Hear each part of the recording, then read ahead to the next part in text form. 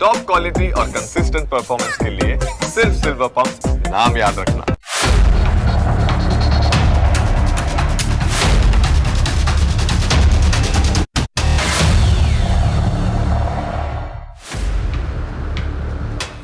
નમસ્કાર, હું Janak Dave. Full stop news analysis પ્રોગ્રામમાં આપનું સ્વાગત છે.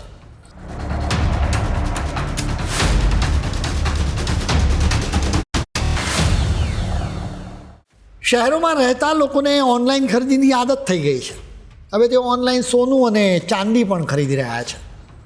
તમારી ઓનલાઈન ખરીદીના લીધે ભારતમાં કરોડો કરિયાણા સ્ટોર્સ માટે એક મોટું જોખમ ઊભું થયું છે. તેમની દુકાનને તાળા વાગી શકે છે. તમે કહેશો કે ઓનલાઈન માલ સામાન વેચતી કંપનીઓ એની ભરપાઈ કરી રહી છે. તેઓ મોટી સંખ્યામાં લોકોને ડિલિવરી એજન્ટ્સ તરીકે રોજગારી પૂરી પાડે છે. હવે આ ડિલિવરી એજન્ટ્સનું કામકાજ પણ બંધ થઈ શકે છે. તમે ઓફિસમાં કામ કરતા લોકોની છટણીઓ વિશે સાંભળ્યું હશે. હવે આ ડિલિવરી એજન્ટ્સની છટણીનું જોખમ ઊભું થયું છે. આ ડિલિવરી એજન્ટ્સ રોજ 50થી 90 કિલોમીટર ડ્રાઇવિંગ કરે, રોજ 12થી 15 કલાક કામ કરે. તેમને 1 કિલોમીટરની અંદરના એરિયામાં વસ્તુ પહોંચાડવા માટે અંદાજે 15 રૂપિયા મળે. જે પછી જેમ જેમ દૂર જવું પડે એમ કિલોમીટર દીઠ 10થી 14 રૂપિયા મળે. હવે આ ડિલિવરી એજન્ટ્સનું કામ બીજું કોઈ કરશે, જેના લીધે તેમના કામકાજને એક મોટું જોખમ છે. ડિલિવરી એજન્ટ્સને ડ્રોન્સથી જોખમ ઊભું થયું છે. આ ડ્રોન્સ ઓછા ખર્ચે વસ્તુઓ પહોંચાડી શકે છે. કેટલાક રિપોર્ટમાં દાવો કરવામાં આવી રહ્યો છે કે કિલોમીટર દીઠ માત્ર 4 રૂપિયાનો જ ખર્ચ થઈ શકે છે. એટલે કે એક રીતે આ ઓફિસનો નહીં પરંતુ રસ્તાઓ પર પણ છટણી થઈ શકે છે. તમે અત્યાર સુધી સાંભળ્યું હશે કે એઆઈ વ્હાઇટ કોલર નોકરીઓ ખાઈ રહ્યું છે, જેની ખૂબ ચર્ચા થાય છે. જો કે નોટિસ થતું નથી કે એઆઈ આધારિત ઓટોમેશનથી ડિલિવરી એજન્ટ્સની નોકરી પણ છીનવાઈ શકે છે. આ ડિલિવરી એજન્ટ્સને મશીન સિવાય માણસો તરફથી પણ જોખમ છે. વધુને વધુ લોકો ડિલિવરી એજન્ટ્સનું કામ કરવા લાગ્યા છે. એનું કારણ દેખાદેખી છે. સીએ કે એન્જિનિયરિંગ જોબ માટે વધારે સારી સ્કિલની જરૂર પડે. હવે જે લોકો સાવ સામાન્ય ભણ્યા હોય તેઓ સામાન્ય નોકરી કરતા હોય. હવે માની લો કે રમેશભાઈ સામાન્ય ભણ્યા છે, તેમનો પગાર 15,000 છે. તેઓ જુએ છે કે બાજુમાં રહેતો મહેશ એ ડિલિવરી એજન્ટનું કામ કરીને મહિને 30,000થી 35,000 કમાય છે. એટલે તે પણ પોતાની નોકરી છોડીને ડિલિવરી એજન્ટ્સ બની જાય કે પછી ડાર્ક સ્ટોરમાં વર્કર બની જાય. અત્યારે 1.20 કરોડ લોકો આવું કામ કરી રહ્યા છે. નીતિ આયોગના રિપોર્ટ મુજબ 2030 સુધીમાં આવા લોકોની સંખ્યા વધીને 2.35 કરોડ થઈ શકે. એટલું જ નહીં, ડિલિવરી એજન્ટ્સ વચ્ચે સ્પર્ધાઓ વધશે, તેમને કામ ઓછું મળશે. આ એક અલગ જાતનું જોખમ છે. અત્યારે 1.20 કરોડ લોકો ન તો પ્રમોશનની અપેક્ષા રાખી શકે ન તો ગ્રોથની, બલકે તેમને મળતી રકમ ઘટે એવી સંભાવનાઓ દેખાય છે. કોઈ વ્યક્તિ ડિલિવરી એજન્ટ બને એટલે તેને કમાણી થાય એના પહેલાં તો ખર્ચો થઈ જાય. બ્રાન્ડેડ કપડાં, હેલ્મેટ અને ડિલિવરી બેગ માટે 1,500થી 2,000 રૂપિયા આપવા પડે. ભવિષ્યમાં તમે કમાઓ એટલે એ રકમ એમાંથી કપાઈ જાય. આજે ભારતના અર્થશાસ્ત્રીઓ એક જ વાત કહે છે કે ડિલિવરી એજન્ટ, ડાર્ક સ્ટોરના વર્કર કે ટેક્સી એપના ડ્રાઈવરના કામ માટે કંઈ ખાસ સ્કિલની જરૂર નથી. જો આ કામદારોને નવી સ્કિલ શીખવામાં નહીં મળે તો એક દિવસ મશીનો એમની જગ્યા લઈ લેશે. અને જ્યારે એવી સ્થિતિ સર્જાશે ત્યારે લાખો લોકોની રોજગારી છીનવાઈ જશે. સૌથી મોટો પ્રશ્ન એ છે કે શું આપણે એવી અર્થવ્યવસ્થા બનાવી રહ્યા છીએ કે જ્યાં લાખો લોકો વધુ મહેનત કરે પણ એ જ જગ્યાએ અટવાલા રહે? આજે એક વાત નક્કી છે કે જો આપણે હવે નહીં જાગીએ તો મશીનો કામ કરશે અને માણસો રસ્તા પર રડશે. પ્રશ્ન એ નથી કે ટેકનોલોજી આવશે કે નહીં, પ્રશ્ન એ છે કે આપણે આ ટેકનોલોજીનો સામનો કરવા માટે કેટલા તૈયાર છીએ. સામાન્ય રીતે ડિલિવરી એજન્ટ્સ, ટેક્સી એપ્સના ડ્રાઈવર્સ કે ડાર્ક સ્ટોરના વર્કર્સને ગીગ વર્કર્સ કહેવામાં આવે છે. દુનિયાના બીજા દેશોમાં સામાન્ય રીતે લોકો એવા કામ પાર્ટ ટાઈમ કરતા હોય છે. સામાન્ય રીતે વિદ્યાર્થીઓ જ ગીગ વર્કર્સ હોય છે. તેમનું ભણવાનું પૂરું થાય એટલે તેઓ ઓફિસોમાં કામ કરવા લાગે. ભારતમાં સ્થિતિ થોડી અલગ છે. અહીં મોટાભાગના લોકો પાર્ટ ટાઈમ નહીં પરંતુ ફૂલ ટાઈમ આ કામગીરી કરે છે. તેઓ 8થી 12 કલાક સુધી કામ કરે. એના બદલામાં તેમને શું મળે છે? એ જ બાઇક, એ જ રસ્તા, એ જ થાકેલા પગ. વળી સવલતો પણ શું મળે? સવલતોના નામે મોટું શૂન્ય મળે છે. ન વીમો, ન ન્યૂનતમ વેતન, ન સિક લીવ કે ન તો કોઈ બીજા લાભ.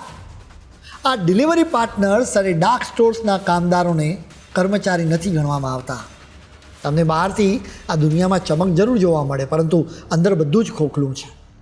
અત્યાર સુધી આવી સ્થિતિ રહી હતી, જો કે હવે નવા લેબર કોડના લીધે સ્થિતિ બદલાઈ ગઈ છે, જેમાં ગીગ અને પ્લેટફોર્મ વર્કર્સ માટે પણ વિચાર કરવામાં આવ્યો છે. ગીગ અને પ્લેટફોર્મ વર્કર્સ એટલે કે સ્વિગી અને ઝોમેટો જેવી એપ્સના ડિલિવરી એજન્ટ્સ કે પછી ઓલા જેવી કંપનીઓના ડ્રાઈવર કે પછી અર્બન કંપની જેવી કંપનીઓ માટે કામ કરતા લોકો. આવા મહેનતુ શ્રમિકોની પહેલી વખત કાયદેસરની વ્યાખ્યા કરવામાં આવી છે. હવે સ્વિગીથી લઈને ઓલા અને અર્બન કંપની જેવી કંપનીઓએ શ્રમિકોના લાભ માટે તેમના ટર્નઓવરના 1 થી 2% યોગદાન આપવું પડશે. આ યોગદાનથી આ શ્રમિકોને એક્સિડન્ટ વીમો અને સારવારના રૂપિયા જેવા લાભો આપવામાં આવી શકે છે. સૌથી શ્રેષ્ઠ વાત એ છે કે આ તમામ લાભો આધાર કાર્ડની સાથે જોડાયેલા રહેશે, એટલે કે શ્રમિક કોઈ પણ રાજ્યમાં કામ કરે તો પણ તેને એ લાભો મળતા જ રહેશે. ભારત સરકારને આવા કર્મચારીઓની પરવા છે. એટલા માટે શ્રમ અને રોજગાર મંત્રાલયે આ વર્ષની શરૂઆતમાં ડિલિવરી એજન્ટ્સ, ટેક્સી એપ્સના ડ્રાઈવર્સ અને ડાર્ક સ્ટોરના વર્કર્સને અપીલ કરી હતી કે તમે શ્રમ પોર્ટલ પર રજિસ્ટ્રેશન કરાવો, જેથી તેમને આયુષ્યમાન ભારત, પ્રધાનમંત્રી જન આરોગ્ય યોજના જેવી સરકારી યોજનાઓના હેઠળ લાભ મળી રહે. મોટાભાગના કામદારો એના પ્રત્યે ધ્યાન જ આપતા નથી. એના બદલે તેમનું પૂરેપૂરું ફોકસ તો 12 થી 14 કલાક કામ કરવા પર જ રહે છે. આ કામદારો માટે અત્યાર સુધી સ્થિતિ મુશ્કેલ હતી. તેમને હતી ન વેતનની ખાતરી કે ન તો નોકરીની સુરક્ષા. જો ઓનલાઈન કંપની કાલે તેમને લિસ્ટમાંથી કાઢી મૂકે તો એમને કોઈ હક જ નહોતો રહેતો. આ આખી ઇકોનોમી કોરોનાની મહામારી વખતે મજબૂત થઈ હતી. એ સમયે દરેક ઘરે ખોરાક પહોંચાડવો જરૂરી હતો. એ સમયે પ્લેટફોર્મ્સ ઉદારતા બતાવી. બેઝ પ્રાઇસ 20 રૂપિયા રાખવામાં આવ્યા હતા. હવે એમાં ઘટાડો કરવામાં આવ્યો છે. આ માત્ર આંકડાનો ઘટાડો નથી, બલકે એનાથી આ કામદારોની જિંદગી પર સીધી અસર થાય છે. તેમના ભોજન, તેમના બાળકોના ભણતર અને તેમના સપના પર સીધી અસર થાય છે. જોકે નવા લેબર કોડના લીધે આ કામદારોને અનેક લાભો મળ્યા છે. ભારત એક સાથે અનેક સદીમાં જીવી રહ્યું છે. જેમ કે અનેક પછાત વિસ્તારો હજી પણ 19મી સદીમાં જીવતા હોય એમ લાગે. બીજી તરફ ગુડગામ અને બેંગ્લોર ભવિષ્યમાં જીવતા હોય એમ લાગે. આ શહેરોની કેટલીક સોસાયટીઓમાં કરિયાણાની વસ્તુઓ અને દવાઓની ડિલિવરી ડ્રોન્સથી થઈ રહી છે. 5 થી 8 કિલોના પાર્સલની આ રીતે ડિલિવરી કરવામાં આવી રહી છે. આ રીતે ડ્રોન્સથી વેરહાઉસથી ઘર સુધી સામાન પહોંચાડતા માત્ર થોડીક જ મિનિટો લાગે છે.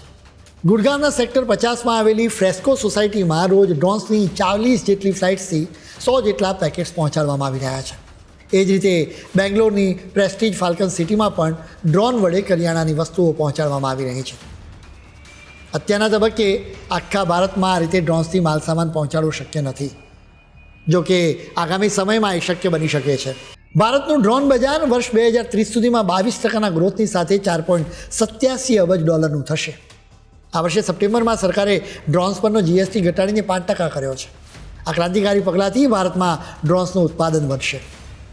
આ ડ્રોન્સનું ઉત્પાદન વધશે તો સ્વાભાવિક રીતે ઓનલાઈન માલસામાન વેચતી કંપનીઓ એનો વધુ ઉપયોગ કરશે. આ ડ્રોન્સને પગાર આપવાની જરૂર નથી. તેઓ કોઈ લંચ બ્રેક પણ લેતા નથી. સૌથી ખાસ વાત એ છે કે મશીનો કોઈ માંગણી પણ કરતા નથી, ચૂપચાપ કામ કરે જ જાય છે. વળી ડ્રોનને તો ટ્રાફિકની પણ ચિંતા નથી. ઘણી વખત ડિલિવરી એજન્ટ્સ ટાઈમસર વસ્તુ પહોંચાડવા માટે આડેધડ ડ્રાઇવિંગ કરે છે, જેના લીધે અકસ્માત સર્જાતા રહે છે. અમેરિકામાં ડ્રોન્સ 24 કલાક કામ કરે છે. તેઓ કોઈ જાતની ફરિયાદો કરતા નથી, જેમ કે પગાર ઓછો મળે છે કે પછી 12 કલાક કામ કરીને અમે થાકી ગયા છીએ, આવી કોઈ જ કમ્પ્લેન કરવામાં આવતી નથી.